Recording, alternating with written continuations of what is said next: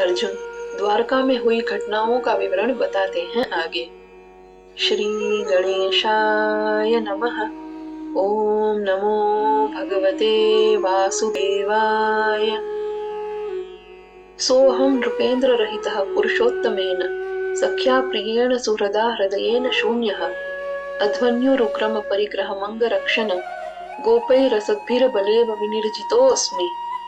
हे राजाओं में श्रेष्ठ, उस पुरुषोत्तम भगवान श्री कृष्ण रूपी अपने मित्र, प्रिय, हितैषी और हृदय के समान आत्मीय से रहित होकर मैं आज स्वयं को शून्य अनुभव कर रहा हूँ। हे भाई, मार्ग में भगवान उरुक्रम द्वारा सौंपे गए धन की रक्षा करते हुए मैं उन अधम गोपों के द्वारा एक निर्बल स्त्री की भांति पूरी तरह पराजित कर दिया गया। तद्वै धनुस्त ईशवः स रथो हयास्ते सोऽहं रथी नृपतयो यत आन्मन्ति सर्वं क्षणेन तदभूद सदीशरिक्तं भस्मन् हुतं पुह करादध्मिवोक्तमुष्याम्। वही धनुष, वही बाण, वही रथ और वही घोड़े हैं। वही रथी योद्धा मैं भी हूँ जिसके समक्ष राजा झुकते थे, किंतु भगवान से रहित होते ही एक क्षण में यह सब निष्प्रभावी और निरर्थक हो गया, जैसे राख में डाली हुई आहुति, जादूगर से प्राप्त धन अथवा बंजर भूमि में बोया हुआ बीज।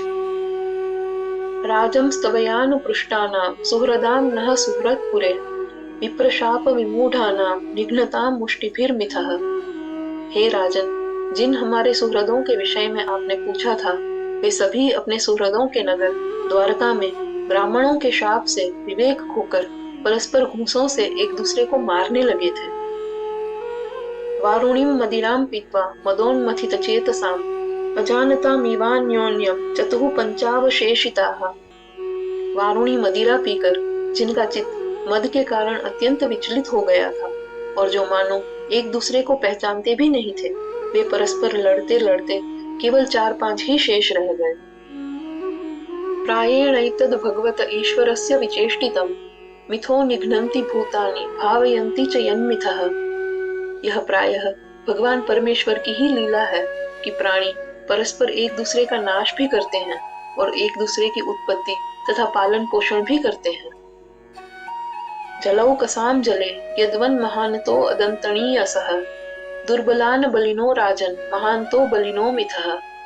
हे राजन, जिस प्रकार जल में रहने वाले बड़े जीव छोटे जीवों को खा जाते हैं, उसी प्रकार बलवान दुर्बलों को पराजित कर देते हैं और बड़े बलवान परस्पर एक दूसरे का नाश करते हैं।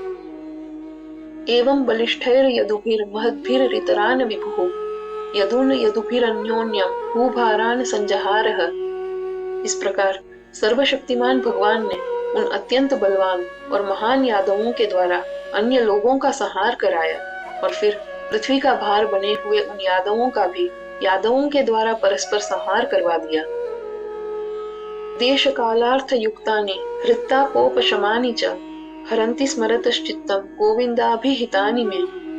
भगवान गोविंद द्वारा कहे गए वे वचन जो देश, काल और परिस्थिति के अनुकूल तथा हृदय के संताप को शांत करने वाले थे, अब उनका स्मरण करने पर मेरे चित्त को हर लेते हैं।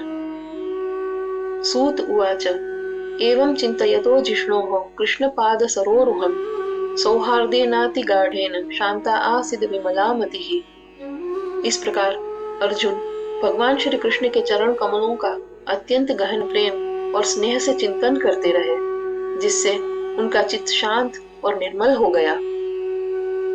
वासुदेवांघ्रयनो ध्यान परिबृंहित रमहसा भक्त्या निर्मथिता शेषकषाय धिष्णो अर्जुनः।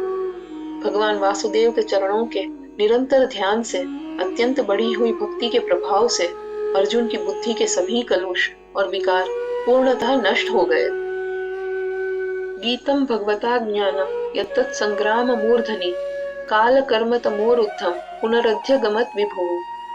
युद्ध भूमि में भगवान द्वारा जो ज्ञान दिया गया था, वह काल और कर्म के प्रभाव से अज्ञान रूपी अंधकार में ढक गया था। समर्थ अर्जुन ने उसे पुनः प्राप्त कर लिया। विशोको ब्रह्म संपत्त्या संच्छिन्न द्वैत संशयः लीन प्रकृति नैर्गुण्या दलिंगत्वाद संभवः। ब्रह्म की प्राप्ति के कारण अर्जुन शोक से रहित हो गए और उनके द्वैत संबंधी सभी संशय पूर्णतः कट गए। प्रकृति के लीन हो जाने तथा त्रिगुणों से परे और सूक्ष्म शरीर से रहित होने के कारण उनका पुनर्जन्म भी नहीं रहा। श्रवण यात्रा में जुड़े रहिए। अगला भाग इसी अध्याय को आगे बढ़ाता है। श्री कृष्णार्पणमस्तु।